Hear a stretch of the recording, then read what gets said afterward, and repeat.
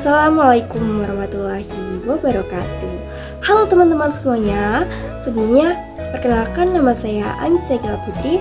Saya dari kelas 10 di KP 1. Saya sekolah di SMK Negeri Sukoharjo. Di sini saya akan mempresentasikan tentang materi tipografi. Saya akan membahas tentang pengertian tipografi, sejarah tipografi, serta jenis-jenis tipografi. Yuk kita simak video selanjutnya. Bye! Sebelumnya ada yang tahu tipografi nggak? Yuk kita bahas. Tipografi merupakan bagian terpenting dalam dunia desain. Tipografi sendiri dapat diartikan sebagai seni memilih, menyusun, dan mengatur tata letak serta jenis huruf untuk keperluan percetakan dan produksi. Tujuan dari adanya ilmu tipografi ialah agar kamu dan para penikmat desain dapat memahami dengan jelas ketika membaca sebuah teks, pemilihan jenis huruf, hingga penerapannya dalam sebuah desain. Tipografi sendiri merupakan bagian dari desain komunikasi visual.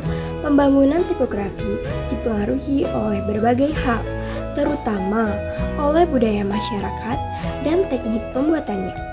Tipografi merupakan unsur penting dalam ilmu desain komunikasi visual yang diterapkan pada kehidupan masyarakat.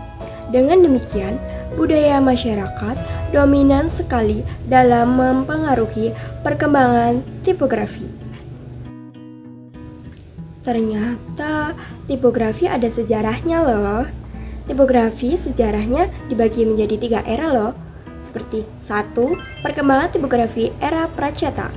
Perkembangan tipografi dimulai dengan ditemukannya ukiran dan lukisan yang dibuat oleh manusia pada dinding gua sejak 25.000 sebelum Masehi. Begini contohnya.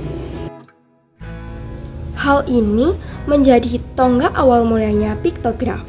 Piktograf adalah tulisan yang berbentuk gambar, biasanya berbentuk gambar objek seperti hewan, manusia, tumbuhan, dan kegiatan manusia lainnya.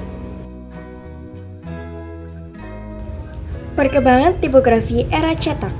Awal abad ke-15, tepatnya tahun 1455 Masehi, Johannes Gottfried zur Gutenberg dari Jerman menemukan huruf cetak timah yang dapat disusun dan menjadikannya mesin cetak pertama. Teknologi mesin cetak kemudian mengalami penyempurnaan. Begini contohnya.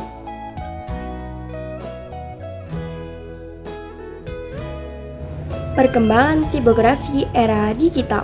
Tipografi era digital dimulai pada tahun 1987 ketika Adobe System mengeluarkan PostScript font, kemudian disusul oleh Apple Computer dan Microsoft Corporation yang menghadirkan TrueType font.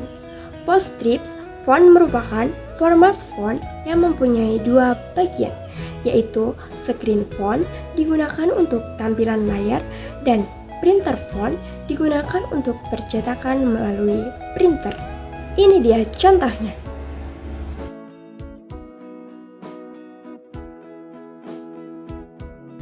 Jenis tipografi. Dalam desain komunikasi visual, elemen yang selalu ada pada tiap desain adalah teks. Teks terbentuk dari gabungan beberapa huruf. Agar teks yang kamu gunakan sesuai dengan desain yang akan dibuat, maka perlu adanya pemilihan jenis huruf yang sesuai dengan mendukung desain. Setiap huruf ternyata dapat menimbulkan kesan yang berbeda-beda. Seperti contoh jenis huruf seperti berikut. 1. Huruf berkait, roman atau serif. Ciri-cirinya terdapat kaki atau sirif huruf yang berbentuk lancip pada ujungnya.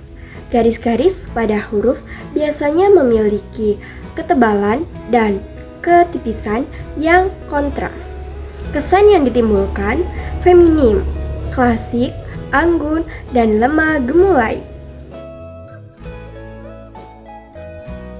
Contoh 2. Huruf tak berkait, sans serif. Ciri-cirinya pada ujung hurufnya tanpa sirip atau serif. dan biasanya memiliki ketebalan huruf yang sama atau hampir sama. Kesan yang ditimbulkan kontemporer, modern, dan efisien. Contoh 3. Huruf tulis atau Latin.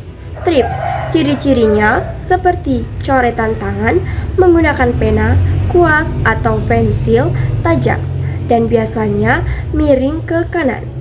Kesan yang ditimbulkan sifat pribadi dan akrab.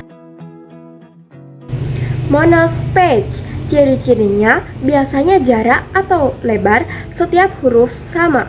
Huruf W dan I akan mempunyai ruang yang sama. Kesan yang ditimbulkan sederhana dan ringan.